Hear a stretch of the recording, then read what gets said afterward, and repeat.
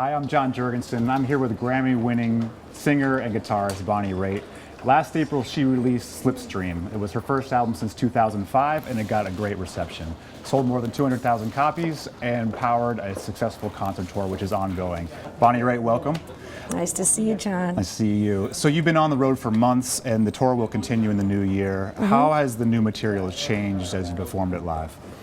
Well, you know, everything from tempos to the mix of live shows like the New Orleans Jazz Fest we started, and of course there was like on your market set, do the tour in front of 50,000 people for your break-in gig.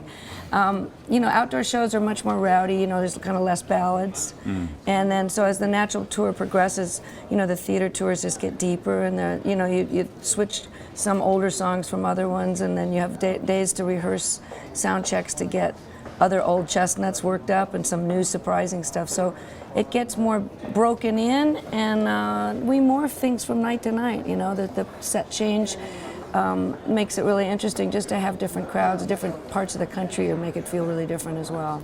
So you mentioned some of the rocking songs you do. You also do some of these really emotional ballads.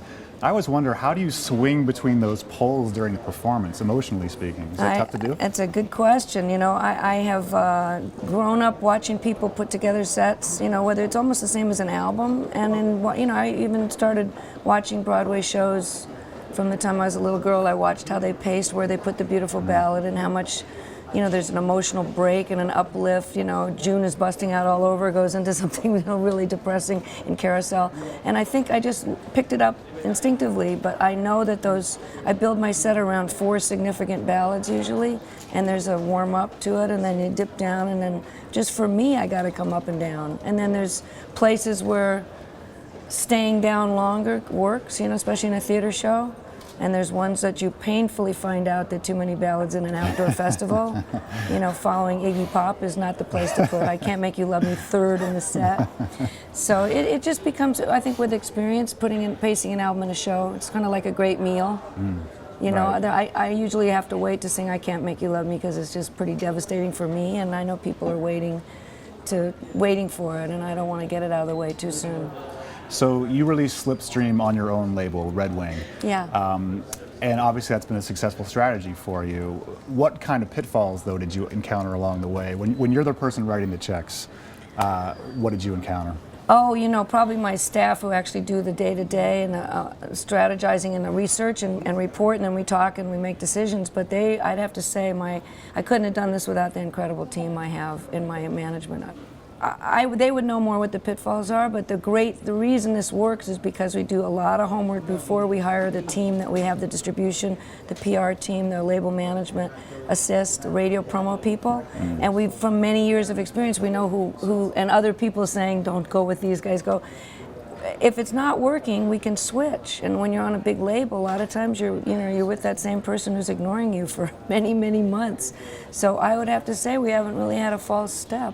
Right, you can pivot and react to things exactly, on the fly. And we can be sure that they're going to give us the real answer, because we are writing the checks, and we're going to be able to get callbacks right away, which is really refreshing. So we're speaking a few hours before Grammy nominations are going to be announced. I know, I just remembered that getting out of the car, coming up these stairs. Obviously that event changed your life in a major way in 1990 when you swept the Grammys. Either reflect on that for us or think about what might be happening tonight for you, possibly. Knock wood. Oh, I could get lucky later. No, you know, I was thrilled to be nominated. I wasn't even expecting. I thought maybe something to talk about would get a little something, and I knew that the John Lee Hooker album hopefully was going to get some attention for him because it was already a big success. I'm talking about The Healer, which had a lot of great duets with young contemporary. At that time we were younger, 20 years ago. So I was hoping maybe we get 1 or 2, but as the evening progressed and I won 3, you know, a combination of Nick of Time and the John Lee Hooker duet, I was pretty astonished. And then just to get the nomination for Album of the Year was one of the big surprises of even remains. And then to win was unimaginable. Now you were, commercially speaking, a late bloomer when that happened. You were about 4 years old when that happened. Yeah. It must have really sort of prepared you for different times of your career, right? I mean, looking back to that, you probably have a lot of perspective about, especially given the way that the music industry has changed. Oh yeah.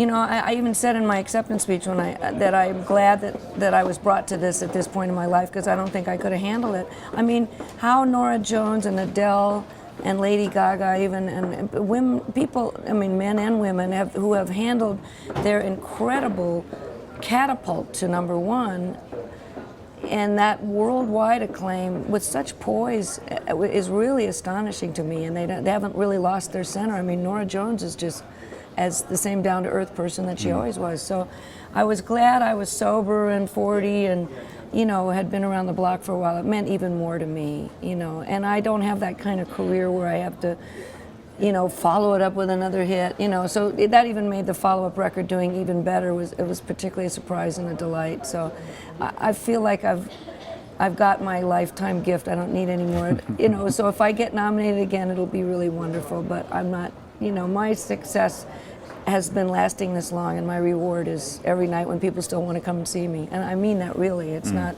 I make the records so I can tour. It's not the other way around. Well, Bonnie Raitt, thanks so much for joining us today. Thank you, John. It's great to see you.